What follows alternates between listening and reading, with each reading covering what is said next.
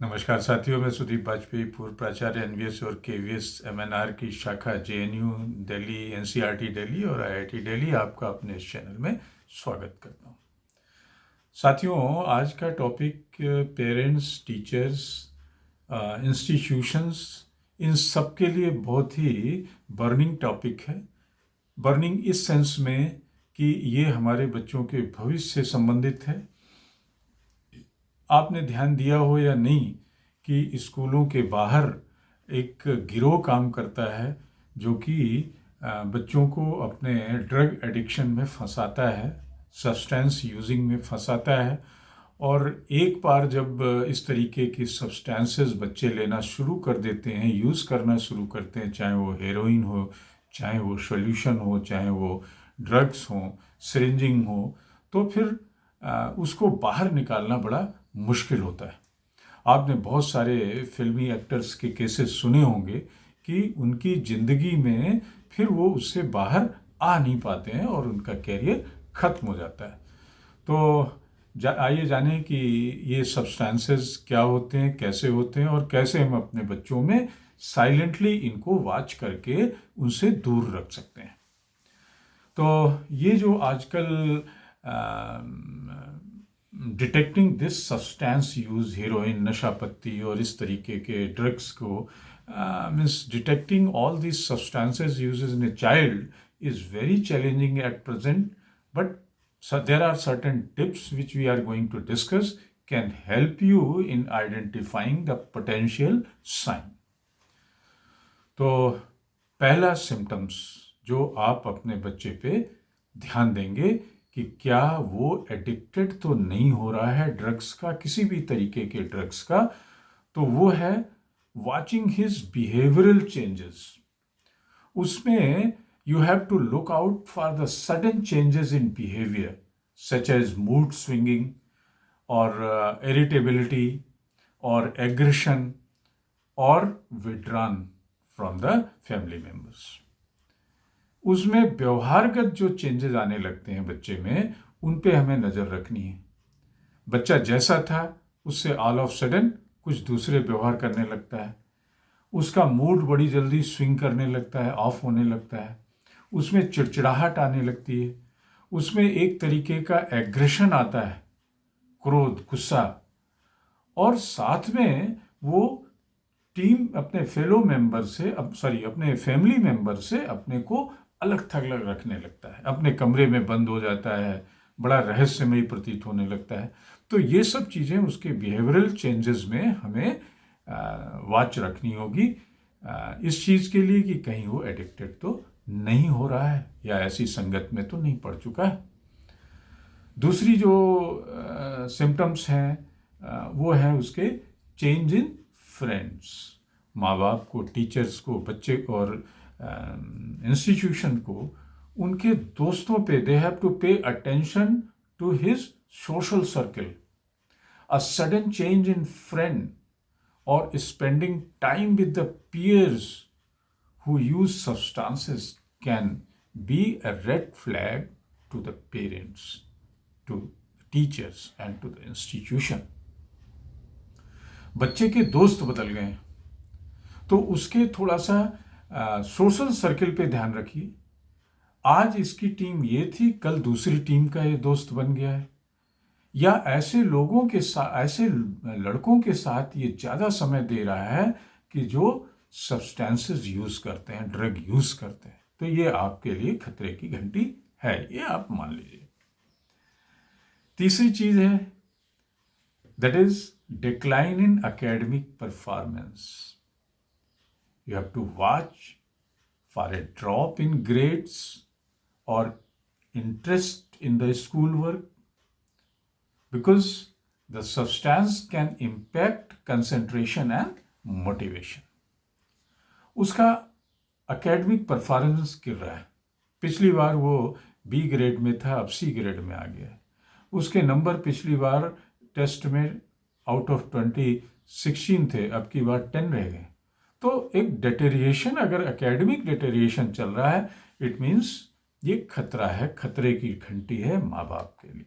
जरूर इस चीज़ पे ध्यान दें, क्योंकि जब ये इस तरीके के सब्सटेंस यूज़ होने शुरू हो जाते हैं, ड्रग यूज़ करना शुरू कर देता है बच्चा, तो उसमें उसका कंसंट्रेशन और मोटिवेशन दोनों अफेक्टेड होता है। Fourth symptom is the physical sign. You have to keep an eye out for the physical changes in the child, like bloodshot eyes, or changes in appetite, or sleep pattern, or unexplained injuries. Physical उसके appearance पे, sign पे थोड़ा सा ध्यान देना है parents को, सबको, स्कूल को भी, टीचर्स को भी, कि उसमें फिजिकल चेंजेस क्या हो रहे हैं। जैसे कभी कभी उसकी आंखें लाल रहने लगती हैं, आंखें चढ़ी रहने लगती, आंखें नॉर्मल उससे हट के कुछ उसकी दिख रही हैं, हिलती जुलती कम है, टकटकी लगा के ज़्यादा देखा करता है, या उसके एपिटाइट में कुछ चेंजेस आए हैं, खाने में कुछ कमी आई है, कम खाने लगा है, थोड़ा खाने लगा है, या ज़्यादा खाने लगा है, या उसका स्लीप पैटर्न बदल गया है, रात रात जगता है, या दिन भर मीन्स 24 घंटे सोया ही करता है, या उसको नींद ही नहीं आती है, या उसके शरीर पे, हाथों में या कहीं पे भी कुछ इंजरीज हैं, अनएक्सप्लेन्ड इंजरीज चोट की नहीं होती हैं, इंजेक्शन की होती हैं, इस तरीके की होती हैं, कोई दाग बने हुए हैं, कुछ उसके होंठों पे कुछ दाग बने हैं, उसके बाहों में, हाथों पे कुछ इंजेक्शन लेने के दाग बने हुए हैं। तो ये सब चीज़ें एक खतरे की घंटी फिर से हैं।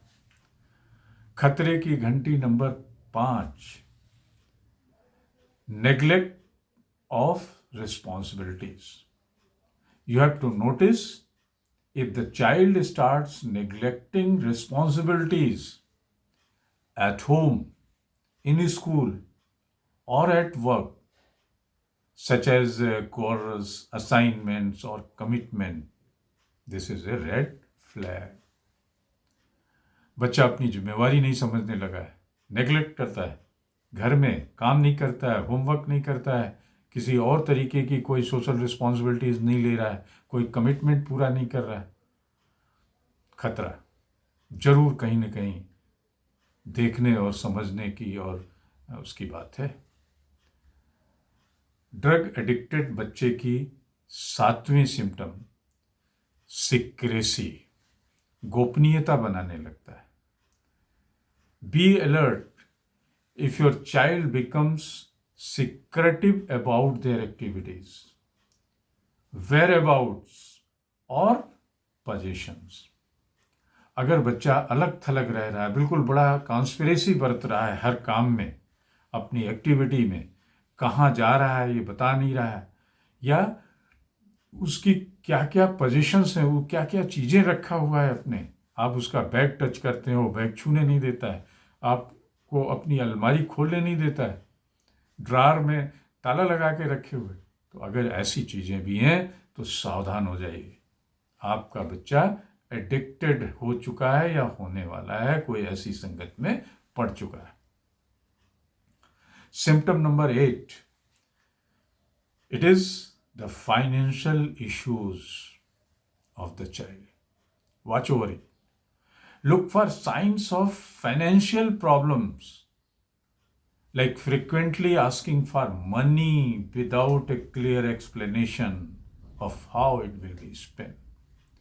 बच्चा फाइनेंशियल क्रंच में है, बार बार आपसे पैसे मांगता है, 50 रुपये दे दीजिए, 100 रुपये दे दीजिए, 500 स्कूल में मंगाए गए हैं, कॉपी खरीदनी, इस तरीके की अगर एक्टिविटीज शुरू हो गई और उसका वो बता नहीं रहा है कि कहाँ खर्च हुआ है और कहाँ खर्च करेंगे, उसकी पॉकेट मनी खत्म हो जा रही है 5-10 दिन में, तो फिर से एक ये खतरे की घंटी है। Symptom number 8, position of drug पैराफेरनेलिया.